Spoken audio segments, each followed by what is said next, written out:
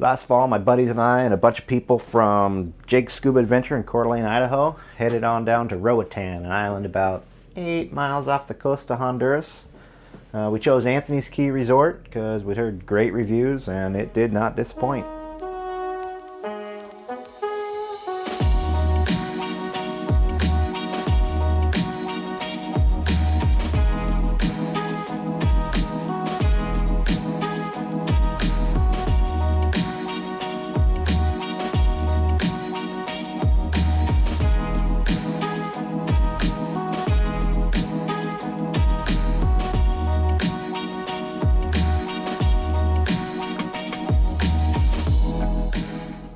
They have these tiny little boats that look like they can hold about 6 people. Turns out they can hold about 17 people, and you ferry back and forth to your breakfast, or if you need to go back to your room for more dive gear or whatever. And that little boat just runs all day with a little 3 horsepower motor and friendly staff. Most of us chose to dive, well, not most of us, but a large portion of us chose to dive nitrox.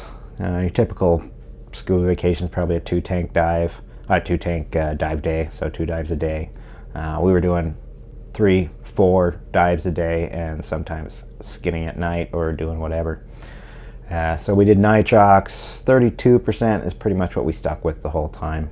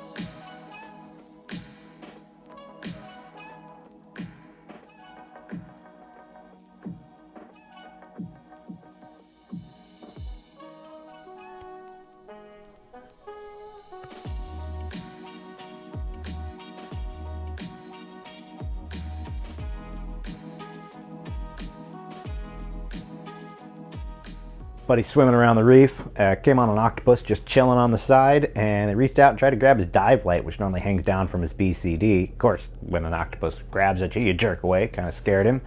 And then he felt bad, and he wanted to show him the dive light, you know. So he offers it back to him. The octopus was kind of nonplussed at that point, but finally showed some interest. And then the octopus decided that it was a gift, and he wanted the thing for real. My buddy had made a mistake, realized the mistake he made, and didn't want to lose his $150 dive light, and the octopus was not giving it back up easily.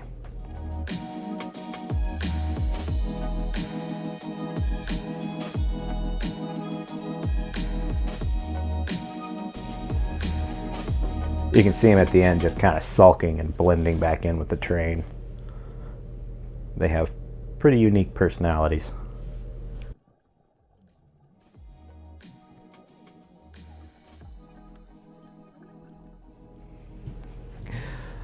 So my buddy had been trying to learn one of my buddies had been trying to learn how to blow water rings for the whole trip, and I just happened to be filming because the guide was putting out some really cool water rings, and you'll see right here, it's the first one he's ever done. He's thrilled about it. This grouper was a friendly little fella. He came up to me, swam right up to me, checking all my shiny things out, sitting right in my face, and I took a picture of him and thought that was kind of cool. And finally he wouldn't leave me alone, so I gently pushed his chin, as it were, away, and thought I'd told him off. And probably 2 minutes later, hundreds of feet from where we started, I had a sudden start when I realized he was swimming directly under my chin, between my legs, kinda. And yeah, he wouldn't leave me alone. I had to power swim to get him to get the point. So I'd walked past these stairs 100 times. I've probably been in the resort 4 or 5 days. I'd heard a couple of people say they were going to go up to the bar for a little bit, up on the hill. I assumed that meant somewhere out in town. I didn't want to go. And then I thought, well, you know what? These stairs look kind of cool. It looks like something straight out of Myst, the old computer show.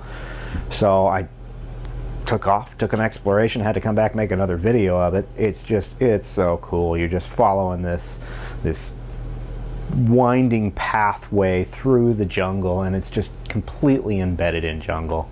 And they've got a bar up there that serves, like, 7 to 9 on certain days, and went up there for the rest of the time I was out there, and just loved it. You'll see a couple of the sunsets taken from the deck there. Just a beautiful area. They have a library in there, and a fireplace. I don't know why you'd want a fireplace when it's 80 degrees year round, but you can sit by a crackling fire and read a book if you want. And then you just keep going, and it's part of the old resort that's been there since the 80s or something like that. It just keeps on going. There's no end to it. It's super cool.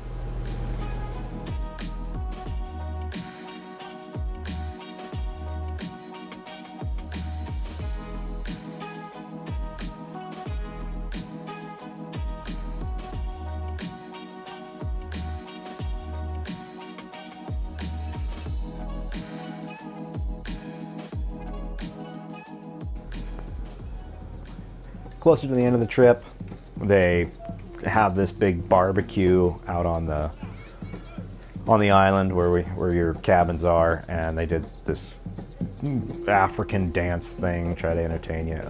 It's something.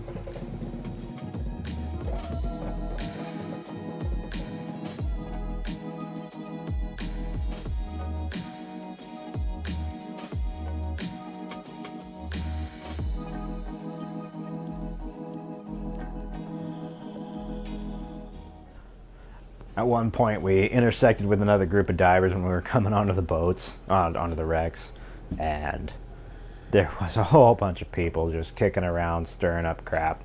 Kind of got over it and wound up just going and sitting on the bow, and my buddy snapped a picture of me. So after the crowd kind of cleared out, my bottom time was getting eaten up. I still wanted to do a penetration on it. Nobody else was really interested, but there is a lot of multiple ways of egress out of it. It's a pretty safe penetration dive as they go. So I went for it. I was pushing my bottom time at this point. Went in at 125. You come out at like 65 feet. The computer chased me all the way up the ramp. I was 1 minute left, less than a minute left before I went into deco. I didn't want to go into deco, so I kept mobbing on through there. At some point, obviously, being at 125, even in warm weather, you're gonna get narked. It wasn't until later on when I watched the video that I hear myself doing Star Wars soundtrack. It was a cool dive, but I don't remember doing Star Wars. I laughed pretty hard when I saw it afterwards.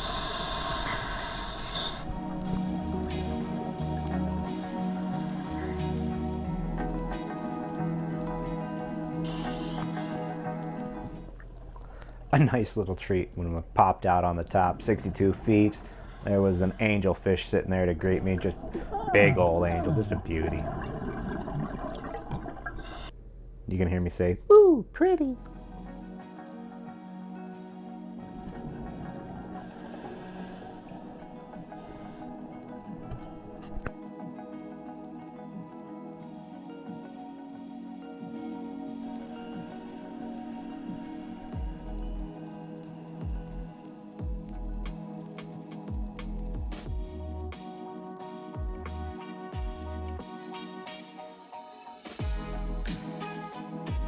On one of the earlier dives, one of the ladies that went with us spread her husband's ashes, who had died suddenly that spring.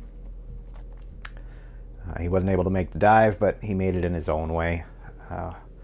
Later on, we came across this plaque that someone put to commemorate their wife.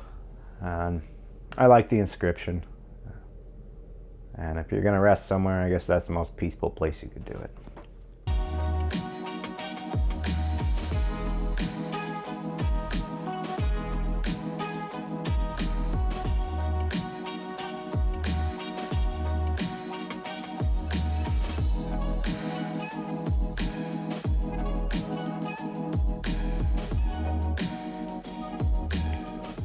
All told, we had a great trip. November probably wasn't the best time to go right at the end of hurricane season. Bloodworms were pretty bad on the night dives. Visibility wasn't great, but we really had a great time. Anthony's Key is a great resort. We made memories we're still laughing about and talking about. It was definitely a must-see if you haven't done.